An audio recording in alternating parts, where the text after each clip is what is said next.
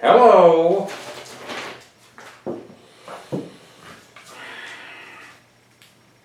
Why aren't there going to be any more Punx auctions? I don't know that there aren't going to be any more Punx auctions. I just know that they've been suspended for the duration, owing to what I suspect is a pronounced lack of interest. In all honesty, the real reason why the Punx auctions have been suspended for so long now, a couple years ago, I had this little baby skin come up to me, one of your little skinhead cousins, come up to me and tell me that he didn't think I should do them anymore. He told me that no one was interested in them anymore, and that they had basically been played out, and that he thought it would be a good idea if I were just to stop doing them. It was almost like he was hinting at something, like there was something else behind what he was trying to say. And I never forgot that. Yeah. Now mind you, I'm not going to pay heed to something like that. But if he was telling the truth, well, there you go. There's no interest in them. Ergo, suspended. But you never know. Time will tell. You never know what might be right around the corner.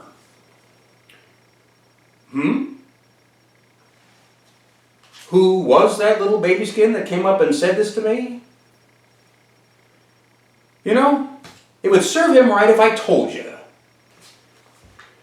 I think someone else already asked this, but are you planning on writing any new books? Why, yes. Yes, I am. There's a new one in the works even as we speak. It's going to be an exclusive, tell-all, full-spread expose depicting all of my times and experiences with you punk rockers and you skinheads in this, your beloved Rose City. Bound to be an overnight smash hit sensation. Yeah. Let me know if you'd like an advance copy. Are you just using these Q&A videos as an opportunity to get up on a soapbox?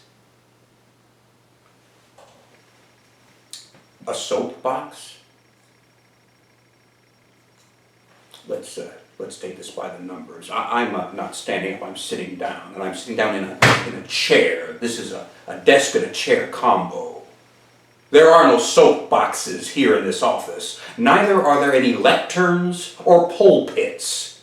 You are not tuning in for lectures or sermons. You're not tuning in to have me pontificate to you. These are Q&A sessions, questions and answers. I sit here and I evaluate questions which are sent in to me by a crowd apparently suffering from stunted IQs. I then turn around and answer all of these asinine, inane questions. That is the beginning, middle, and end of these sessions. But if you believe otherwise, if you actually think that this is some sort of exploitive effort to subject you to a soapbox symposium, well, now, if this is what you believe, you come here and you assert that to me in person, face to face. You come here and you say that to me in person, face to face. The door is wide open to you. You are more than welcome to do this. But this is what you're going to have to do. You understand? You come here and you say this to me in person, face to face. And I tell you what, if you do, you will be leaving here sorrier than the one white guy in a kung fu movie. Have you ever read the Unabomber's Manifesto, and if so, what was your take on it? Hang on a second. Well, I have read this. Your skinhead cousin Jordan once came across a free box that was full of old defectors, and it had a copy of this. So I took it, and I read this from cover to cover out loud, using the editing method that I've employed in the past. It's a good way to make sure that you don't miss anything. I've read every syllable of this manifesto. And I can tell you, having read this, from page to page, cover to cover, notwithstanding the 26 individuals who he physically hurt with his actual bombs, notwithstanding them, not making any kind of excuses, not condoning the violence. Let's be very clear about this. The Unabomber is right. He was right, he is right. Going to go right on being right in the future. There's no question about it. What's this I hear? You see, they're already standing in line to misinterpret what I've said. So let's clarify again. Notwithstanding the 26 individuals who he harmed with physical violence, not condoning this physical violence, not making any excuses for the actual bombs themselves, philosophically speaking, and philosophically speaking alone, the Unabomber was right.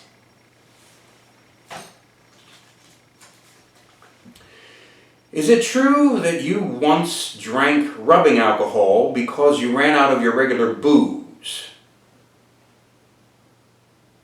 No, that's not true. It wasn't just once, it was at least a couple of times. The evening was still young, there were still songs to be sung, there were still reminiscences to be enjoyed, and yet I ran out of my regular libation. And so, with nothing else on hand, I mixed a few drinks with some isopropyl 100 proof rubbing alcohol. And I can tell you this, I will never, ever do that again. And I highly recommend that none of you undertake this either, because it was an undertaking. Pun virtually intended. There are 3 reasons, in fact, why I would never do that again. 1, I don't expect you to believe this, but even in spite of the fact that it was 100 proof, it didn't do anything for me at all. Nothing. It did not in any way enhance the euphoria of intoxication. It just didn't do anything for me at all. Might as well have been water. Second reason, because it is in effect not to be ingested, it is in effect poison.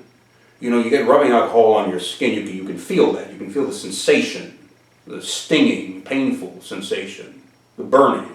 Well, when you drink that, not only can you feel that on your tongue and in your gullet, perhaps because it is poison, you can feel that, literally feel that, working its way through your entire system, through the entirety of your digestive tract, until you finally expel it or expire from it.